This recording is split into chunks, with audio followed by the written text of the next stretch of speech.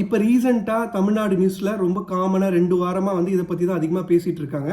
So இது எதனால் வருது, என்ன காரணம், இது தமிழ்நாட்டுக்கு ஒரு புதுசான ஒரு இன்ஃபெக்ஷனா இல்லை ரொம்ப வருஷமாக இருக்கா, என்ன ட்ரீட்மெண்ட், அது எல்லாமே இன்றைக்கி நம்ம இந்த வீடியோவில் பார்க்கலாம். ஸோ ஃபஸ்ட்டு விஷயம் ஸ்க்ரப் டைஃபஸ் இன்ஃபெக்ஷன்.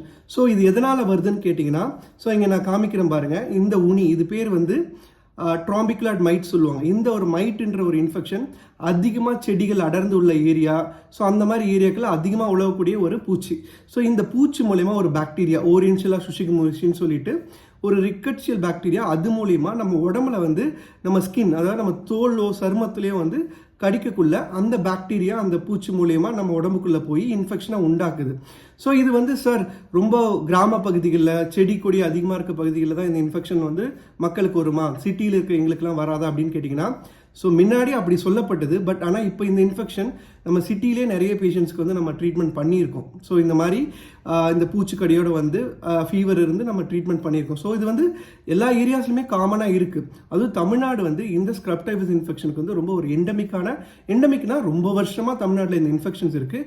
இப்போ கொஞ்சம் மீடியாவில் கொஞ்சம் அதிகமாக பேசப்படுது. இந்த டெக்னாலஜி அட்வான்ஸ் பண்ணால கொஞ்சம் மீடியாக்கள் கொஞ்சம் ஹைப்பர் பண்ணி பேசுகிறாங்க. பட் இது ரொம்ப காலம்